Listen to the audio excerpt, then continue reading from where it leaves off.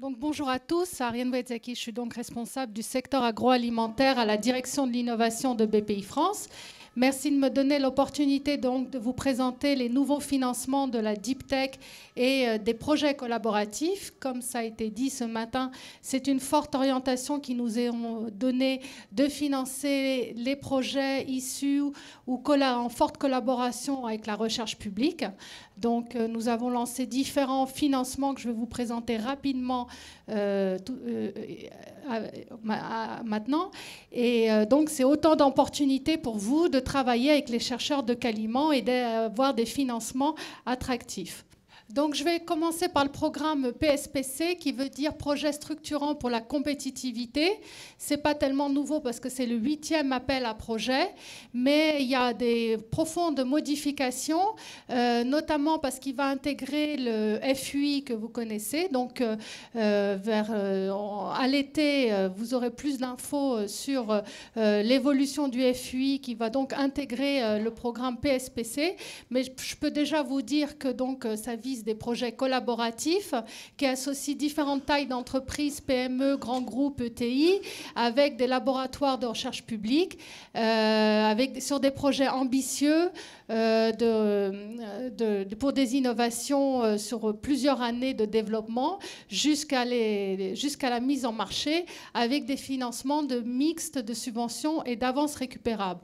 Donc pour tous les appels à projets, je vous mets le lien pour avoir accès au cahier des charges et voir comment concourir à ces appels à projets. Bien sûr, nous, au sein de la direction de l'innovation, on vous accompagne pour le montage de projets. On a différentes réunions avant de soumettre le projet. On vous challenge et on vous aide à monter ce type de projet en collaboration.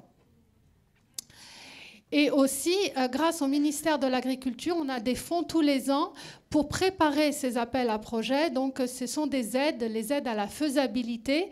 Donc, c'est des aides en subvention jusqu'à 50 000 € d'aide où vous pouvez faire appel, les entreprises peuvent faire appel à un centre technique, un laboratoire de recherche pour faire des preuves de concept techniques avant d'engager un projet plus lourd, où elles peuvent faire appel à un consultant pour rédiger le projet, la soumission de candidature, aussi évaluer les questions juridiques de propriété intellectuelle, études de marché. Donc toutes ces études amont au lancement d'un projet ambitieux peuvent être financées en subvention. Alors, sur la Deep Tech, donc le sujet d'aujourd'hui, quelle définition? Donc, on a essayé de définir qu'est-ce que c'était la Deep Tech.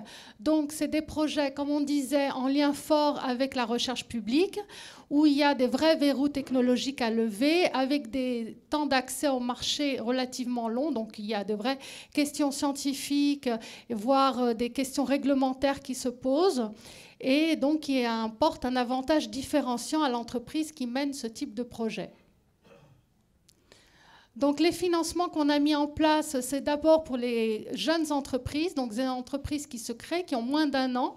On va les financer jusqu'à 90 000 € en subvention pour les premières étapes de leur projet, pour donc lancer ces startups très innovantes. On a aussi le concours ILAB, que vous connaissez sans doute parce qu'il a 20 ans d'existence. Donc c'est le concours de la création d'entreprises que nous opérons pour le compte du ministère de la Recherche, qui clôture le 26 février 2019, donc très prochainement, mais qui est lancé tous les ans, qui est renouvelé tous les ans. Et on peut avoir jusqu'à 450 000, voire 600 000 € de subventions pour les jeunes entreprises de moins de 2 ans issues de la recherche. Donc aussi des projets de création d'entreprises en très fort lien avec la recherche peuvent être financés avec des montants conséquents en subventions. Et pour toute entreprise, finalement, parce que la Deep Tech, ce n'est pas uniquement des créations d'entreprises, donc pour des entreprises de moins de 2000 salariés qui travaillent avec la recherche publique, on va aussi proposer des financements Deep Tech, donc des mix de subventions et d'avances récupérables pour des projets qui peuvent aller jusqu'à 2 millions d'euros. Donc des financements tout à fait intéressants aussi à voir donc pour ce type de financement avec nos directions régionales qui répondent répondre tout au long de l'année aux entreprises qui les conseillent pour bénéficier des meilleurs financements possibles. Et je voudrais juste finir avec quelques exemples pour vous illustrer qu'est-ce que ça peut être des projets Deep Tech dans l'agroalimentaire. Donc sur ce lien, vous verrez les projets qu'on a financés entre 2012 et 2017, à commencer par le projet EcoNutriCake, donc c'est la société Moulin avec Oniris, donc Alain Lebaille ici présent, et Agir, pour des produits de boulangerie diététique. Alain avait souligné la difficulté qu'il y avait à faire des produits diététiques à la fois légers en sucre et en matière grasse. Une autre PME, Kingtree, qui a construit, finalement, on l'a accompagné depuis la preuve de concept jusqu'à son usine dans le sud-ouest pour valoriser des tanins de châtaignier riches en polyphénol en alimentation santé humaine et animale.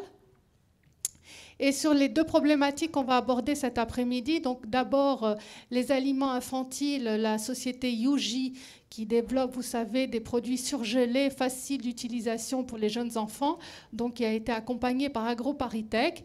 Et pour les seniors, on peut citer le projet de Gelmanche qui a développé des aliments imprimés en 3D à texture modifiée pour les seniors, et Targedis, qui est aussi une start-up issue de la recherche avec l'INSERM, qui travaille sur le microbiote pour réguler l'appétit pour les personnes âgées en particulier. Voilà, je vous remercie de votre attention et je suis bien sûr à votre disposition pour toute question sur ces financements. Parfait, 10 sur 10, merci Ariane.